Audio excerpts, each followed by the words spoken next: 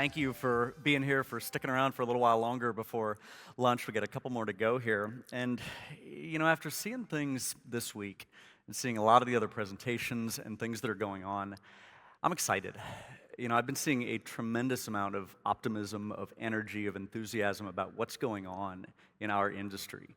And today, what we're going to be talking about in this presentation is called Over the Next Horizon, Payment Security Trends in 2024, 2025, and beyond. So we'll pull out the payment security crystal ball a little bit, talk about what's coming, talk about a few ideas, things you might be seeing, talk about a few things you might not be seeing as well. So let's go ahead and dive on in. First off, why look towards the future, right? Everybody in this room is incredibly busy. Everyone's doing things all day, every day. Even right now, I know there are probably half the people in this room who are doing their day job here. Then they're going to go back to their hotel room, catch up on emails, do their other job, things like that. So why take time out of what you're doing now to think about the future, things that are 2 years out, right? The reason is because as fast as the payments industry is moving right now, you've got to prevent security whiplash. You've got to keep an eye on what's coming in the future. You've got to get your organization ready for it. So beyond that, though, security is very interesting in that historically it was kind of viewed as a cost center. It's something you have to do, it's a must-have, and it costs money. And what we're seeing, though, today, and we'll talk about that a little bit in this presentation, is a lot of things related to faster payments, to alternative payment methods, to things that decrease friction for the end consumer, the person actually at the payment terminal or online buying things. Those things enhance the customer experience, and increased security, some of the evolution we're seeing in the security field, are helping with that. And then finally, it's fun. We're all here by choice. We're all here because we're working for the betterment of the industry as a whole. And thinking about what's coming is enjoyable. I talk to people all the time who they're so focused on the here and the now, and taking a minute to step back, look at what's coming, I think it's just enjoyable, and I think it's something fun to round out the week here a little bit with. So let's start with 2024. And hopefully as you look at this, a lot of these are kind of obvious items. They're nothing too revolutionary because you've all been seeing it happen here and now. Even today, we've been seeing a lot of presentations covering a lot of these exact same topics. So what have we seen so far in 2024? So first off, increasing cloud adoption for payment applications and payment HSMs, or hardware security modules. So if you look at it as almost a continuum, where you start out with cloud awareness that we largely saw in the mid-2000s, early 2010s, we then moved on to cloud readiness. Organizations were doing assessments, finding out what they need to do, putting together their strategy, getting executive buy-in on their cloud plans. That's all done. Right now, we're doing it.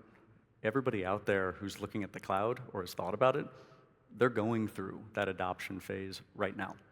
And so along with the move of payment application workloads out to the cloud, we've been seeing a tremendous amount of growth in the adoption of payment HSMs on the cloud. And so I think we're going to continue to see more of that through the rest of 2024, obviously 2025 and beyond as well. Following that, alignment of consumer-centric technology and security enhancements. Think different methods for customers to get the stuff they need at the store, online, everywhere else, making it a much less friction-filled process, making it easier for them. We're seeing a lot of innovation in soft POS, in mobile payments, in tap-to-pay, biometric adoption for payment authentication. There are a ton of proof of concepts and beta programs going on out there right now that are really just fun to watch.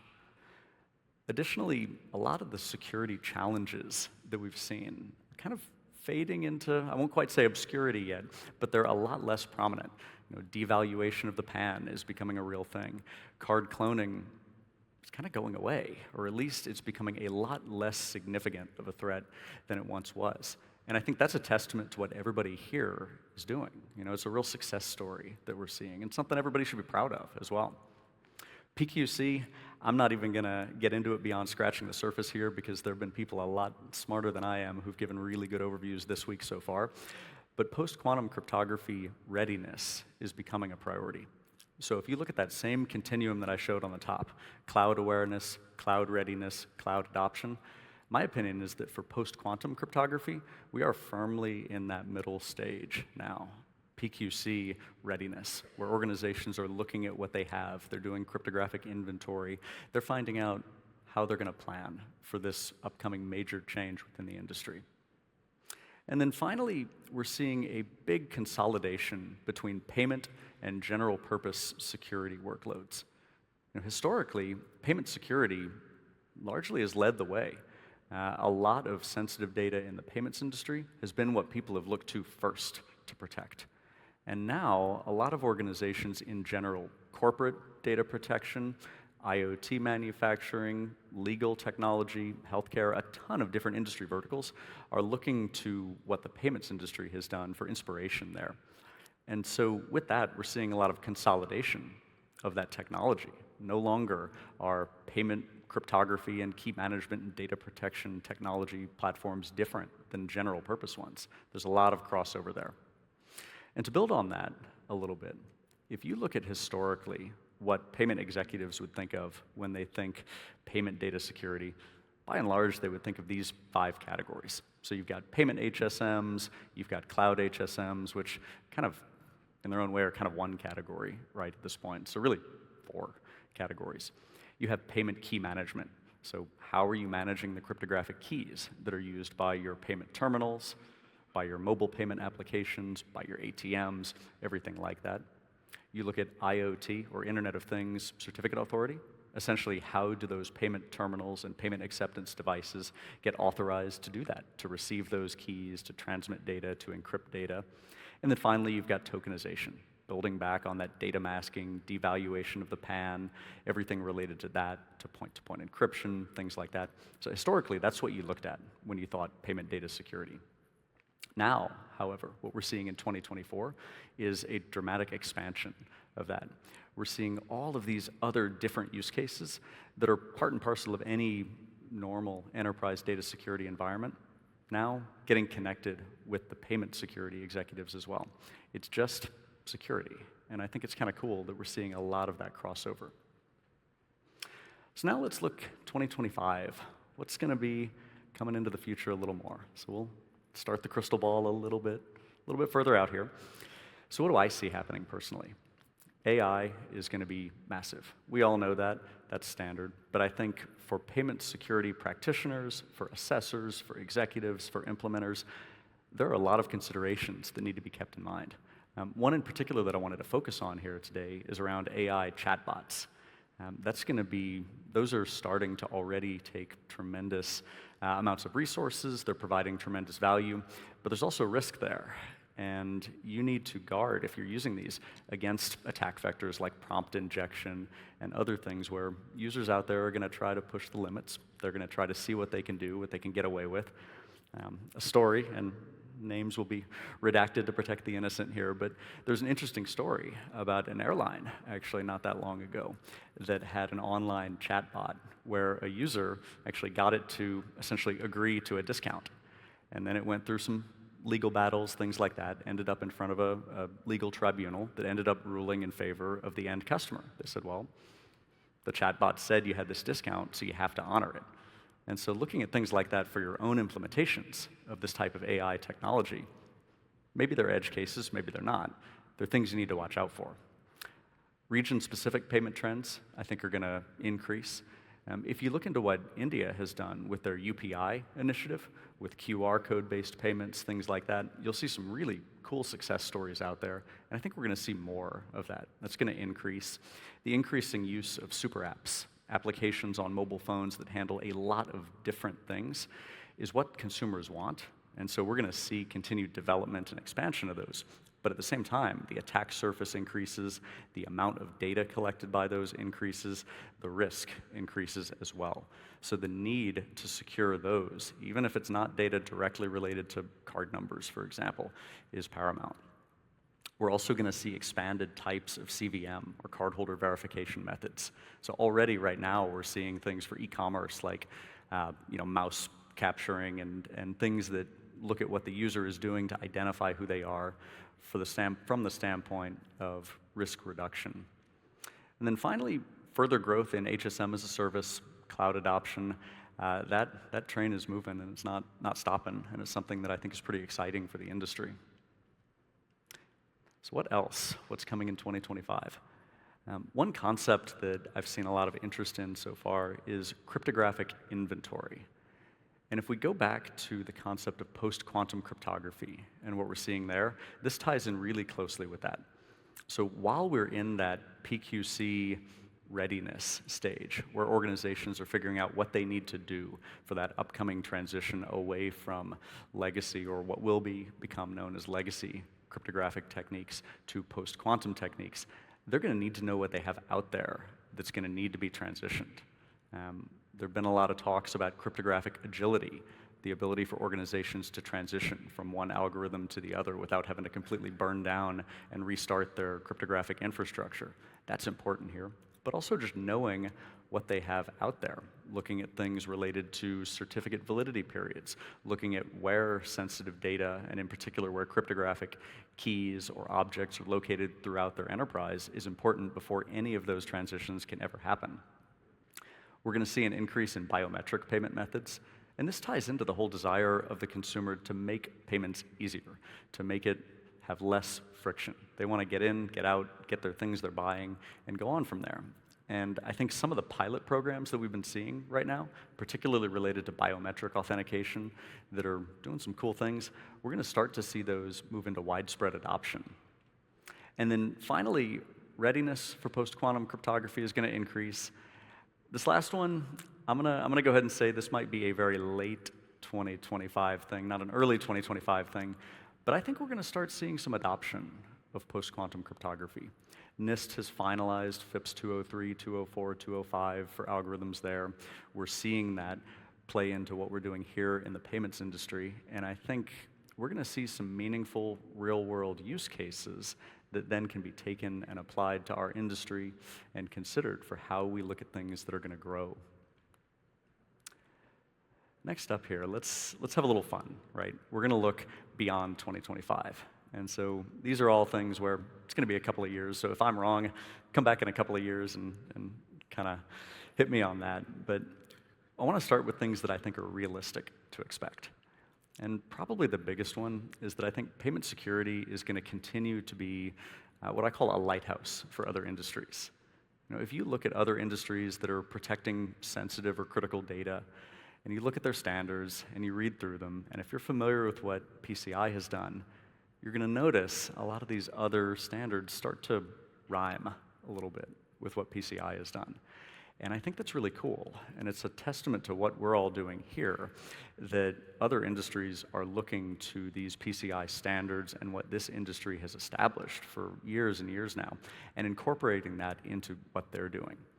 And so along with that continued convergence between general purpose and payment data protection, we're also going to see payment security being looked at from a standards perspective in other industries as well. What things can people learn from what PCI has put forth and the users in this community have put forth and take and apply elsewhere? We're going to see increased interoperability between different payment methods. We're going to see faster payments. We're going to see all those things that deal with a more globalized society where transmitting money around the world, dealing with things not just in your own small community, are going to continue to become more popular. Making it easier to do that is going to make for a better customer experience.